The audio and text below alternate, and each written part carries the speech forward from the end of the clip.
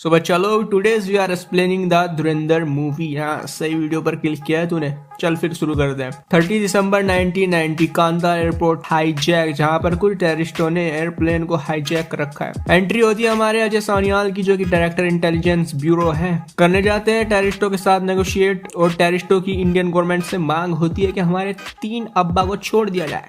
Cut to the scene, Ajay Sanyal कहता है कि I have a plan to destroy terrorist, but ministry उसमें अपनी टांग अड़ा देता है कि ये ना हो पाएगा। कट टू द सीन, जहां पर हमें दिखाया जाता है 2001 का पार्लियामेंट अटैक, जहां पर उसी टेररिस्ट का हाथ होता है इसमें भी, जिसमें आपका एरोप्लेन हाईजैक में था। सो जब पानी सर से ऊपर चला गया तो मिनिस्ट्री की आंख खुलती है और कहता है कि बेटा तूने प्लान तो बनाया था, क्या था वो प्लान जरा देखे दो। बाकी सब तो ठीक है, लेकिन पापा जी को आपका जो धुरंधर वाला प्लान है ज्यादा अच्छा लगा, सो इसको कंटिन्यू करते हैं। सो हमारा न्यू कैरेक्टर अनलॉक होता है हमजा मजारी, जो अफगानिस्तान के रास्ते पाकिस्तान में एंटर करता है और वेलकम टू लेरी टाउन, जहां पर वह जाता है जूस वाले चचा के पास, जो कि एक इंडियन स्पाई है, और वहां पर रहकर जूस मनाता है चचा के साथ और वहां के इलाकों की इंफॉर्मेशन इकट्ठा करता है। सो आ जाओ, तुम्हारा लेरी टाउन से थोड़ा इंट्रो करा दो।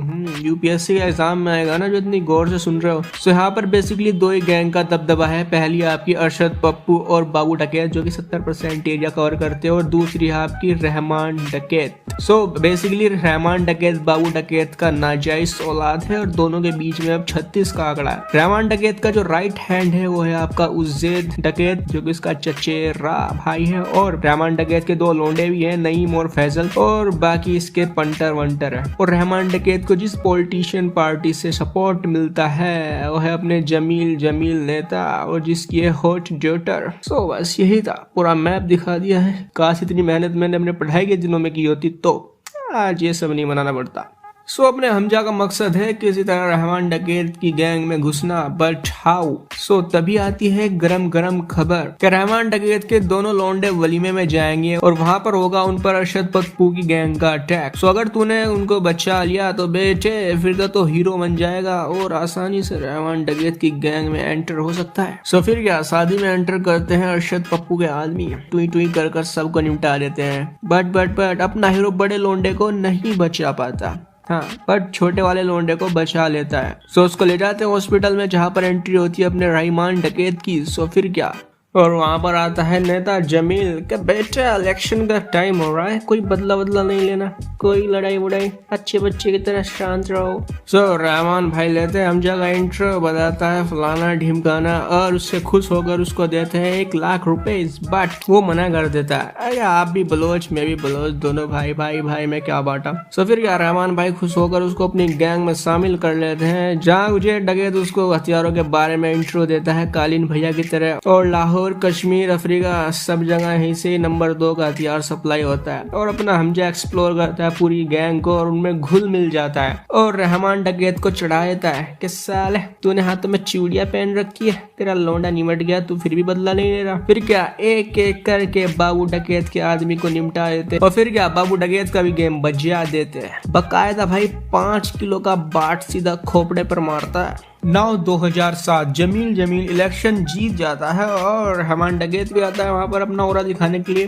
बट तभी हमजा को दिखाई देती है जमील की हची नोची लड़की, इस पर भाई फिदा हो जाते हैं। फिर क्या, फुल स्टॉकिंग मूड चालू। हमजा भाई जाता है क्लब में, वहां पर रेड पड़वा देता है और उसकी गाड़ी भी खराब कर देता है। फिर क्या, जानमन क्या हुआ, गाड़ी नहीं स्टार्ट हो रही, आजा मेरी गाड़ी में बैठ जा। फिर क्या, फास्ट एंड फ्यूरियस की तरह छोड़ देता है घर, और लौंडिया सेट। सो गाइस, ऐसी लड़की सेट की जाती है, ना कि छपरी राइडर की तरह। उसी पॉलिटिकल रैली में रहमान डकैत से मिलने आते एक नानी ब्रदर्स, जो दल्ले हैं और जिनके पास फुल आराम का पैसा है। भाईजान ने कहा आप छोटी मोटी जगह हाथ मार रहे हो, आपका इतना हो रहा है पब्लिक में, आप ही क्यों नहीं इलेक्शन लड़ दे। फिर क्या है, दल्ले कराते हैं मीटिंग फिक्स ISI के चीफ मेजर इकबाल के साथ, कि देखो मेरे देश के तो एल लगे पड़े हैं, तो मैं पड़ोसी देश को कैसे खुश देख सकता हूँ। सो अपने को चाहिए मोटे हथियार, जिस पर रशियन और अमेरिकन मोहर लगी होनी चाहिए, ताकि किसी कौम पे पे शक नहीं होना चाहिए। बट रहमान भाई तो मनाते हैं जाली हथियार। सो मेजर इकबाल देता है आइडिया, देखो तुम हो बलोच तो तुम्हारे बलोचों के साथ कनेक्शन अच्छे हैं, तो तुम बलोचिस्तान जाकर वहाँ से हथियार लाओ और हमको थमा दो, बदले में फुल हराम का पैसा मिलेगा। उधर यही दोनों दल्ले करते हैं नेता के पास फोन की, बेटे तेरा रहमान तो इलेक्शन लड़ने वाला है और अगर ऐसा हुआ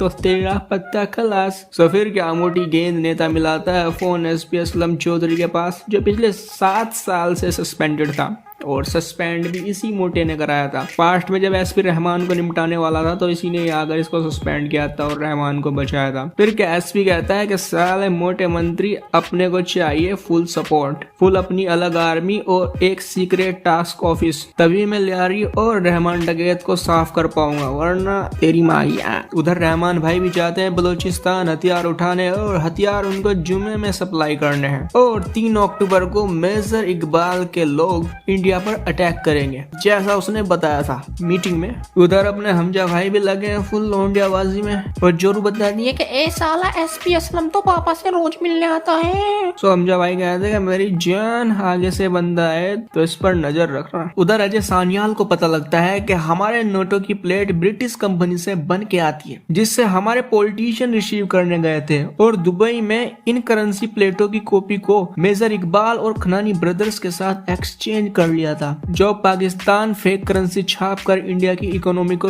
बर्बाद करना चाहता है।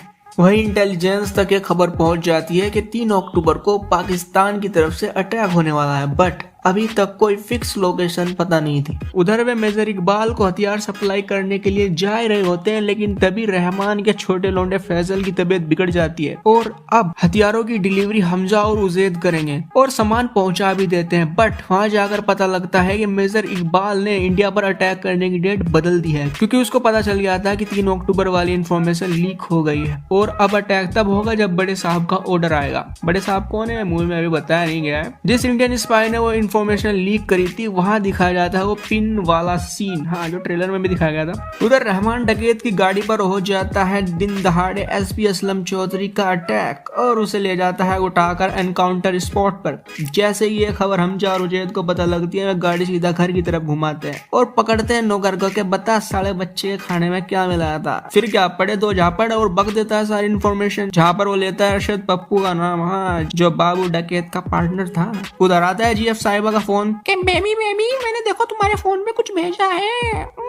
वो भेजती है वीडियो जिसमें अपने मोटे नेता और एसपी असलम चौधरी और अरशद पप्पू तीनों मिलकर खिचड़ी बना रहे हैं कि कैसे रहमान डकैत को निपटाया जाए। और हमजा भी लायक कि बेबी तू एक काम कर, मेरे घर चली जा और फोन कर दिए और जब तक मैं ना कहूँ बाहर मत आना, ठीक है, ओके बाय। सो फिर क्या हमजा करता है मंत्री को ब्लैकमेल कर रहमान डकैत को छोड़ दे मोटे, बट एसपी असलम नहीं मानता, क्या तेरी मैं आगे चूत तो फिर आ गया बीच में, तुझे मना करा था मैंने। फिर क्या हमजा लेता है मंत्री से लैरी टास्क फोर्स का पता और वहां जाकर बम दिखाकर सीधा पुलिस वालों को लटका देता है और तेल डंडे के साथ सुताई अलग करता है और वीडियो बनाकर सेंड कर देता है एसपी के पास कि साले डकैत को छोड़ दे वरना पूरा पुलिस स्टेशन उड़ा दूंगा। फिर क्या बेचारे को छोड़ना पड़ता है रहमान डकैत को और अब अपने हमजा भाई बन जाते हैं हीरो रहमान डकैत की नजर में। उधर जीएफ साहिबा भी अब हमजा के साथ रहना चाहती है, वो अपने घर नहीं जाना चाहती है। बताओ कहाँ मिलती है ऐसी GF? Of course bro, movie में, और कहाँ। तभी होता है मुंबई 26/11 अटैक, हाँ, जिसको सेलिब्रेशन करने के लिए सभी इकट्ठे हो जाते हैं और हमजा भाई को सारे फ्लैशबैक आते हैं कि कैसे मैंने उसको अपने हाथों से AK-47 पकड़ाई थी। उधर पूरा इंडिया इस अटैक से सदमे में था और हमजा भाई चाचा से कहते हैं कि हमने खबर पहुंचाई थी, वक्त से पहले पहुंचाई थी। फिर कैसे? बट चाचा कहते हैं कि 3 अक्टूबर की पहुंचाई थी, 26 नवंबर की नहीं। और 26/11 को 309 अलग अलग टेरर अटैक के मैसेज इंटेलिजेंस डिपार्टमेंट को पहुंचे थे, कुछ सही थे और ज्यादातर गलत। हमजा भाई कहते हैं कि साला अब किसी को नहीं छोड़ूंगा और वहां आता है डायलॉग, हाँ भाई का एक ही डायलॉग है मूवी में, इसलिए घातक हूं। अब रहमान डकैत भी अपनी पॉलिटिकल पार्टी अनाउंस कर देता है और जिसे देखकर मोटे नेता की गेंद फट जाती है। फिर क्या हमजा मियां बुलाते हैं अलीना के अब्बा को चाय पर कि मेरे साथ हाथ मिला ले, फायदे में रहेगा और अपनी बेटी की शादी मेरे से करा दे बेटा, और कोई चारा भी तो नहीं है तेरे पास। और शादी में सभी लोग आते हैं और मेजर इकबाल कहता है कि अगला अटैक अमृतसर में करना है, जिसके लिए हथियार चाहिए, जिसकी तारीख 9 अगस्त रखी गई। जहां सभी नशे में थे तो किसी को कुछ याद नहीं था। वहां हमजा अकेले ही बलोचिस्तान जाकर ऑर्डर देने चला जाता है, जहां पर ISI वालों ने उनके कई बच्चे मार दिए होते हैं। मतलब तुम ये फंडा देखोगे, रहमान डकैत को ये हथियार सप्लाई कर रहे हैं और ये हथियार ISI का जा रहे हैं और ISI बलोचिस्तान के लोगों को ही मार रहा है। वाह बेटे। इसलिए मेजर इकबाल डायरेक्ट हथियार नहीं खरीद सकता ना उनसे, तो इस तरह से रहमान डकैत का साथ लेना पड़ा उसे। 9 अगस्त 2009 जहां रहमान भाई पॉलिटिकल वर्क में बिजी होते हैं तो हथियार उठाने के लिए उजैद को भेज देते हैं। वहां से निमट कर सब थके हुए होते हैं। सो अब सीन ऐसा है कि हम जब भाई गाड़ी चला रहे हैं और पीछे आपके रहमान भाई बैठे हैं और आगे एक टट्टू बाइक पर है। सो हमजा भाई बाइक वाले टट्टू को चकमा देकर सीधा गाड़ी जंगल में घुसा देते हैं। लेकिन जहां हमें पता लगता है कि हमजा भाई अपने मोटे ससुर और SP असलम चौधरी के साथ मिलकर बनाता है प्लान कि अगर रहमान डकैत को निपटाना है तो लैरी घुसने से पहले निपटाना होगा। तभी रहमान भाई को होता है शक कि बल्लेंडू कहाँ घुसा रहा है जंगल में, कहाँ घुसा रहा है। बट हमजा स्पीड और बढ़ा देता है। तभी होता है गाड़ी के अंदर फुल मुठमारी और ऐसी मुठमारी कि सीधा गाड़ी क्रैश हो जाती है और हमजा निकलकर भाग जाता है। उधर से आती है SP असलम की फोर्स। फिर क्या, फुल गोलीबारी। रहमान भाई जंगल में, उसके पीछे SP